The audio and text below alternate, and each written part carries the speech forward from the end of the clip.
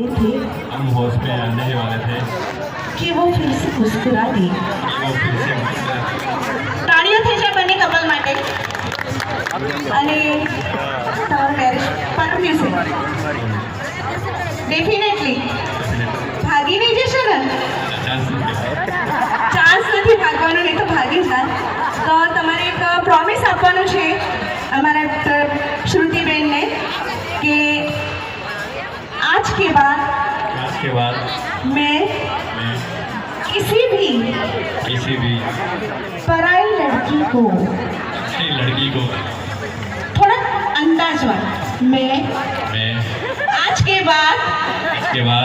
किसी भी पराई लड़की को आंख उठाकर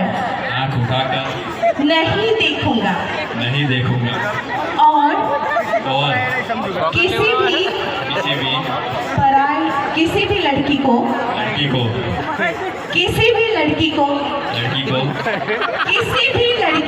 किसी भी लड़की जो બધાને ખબર છે પરાઈ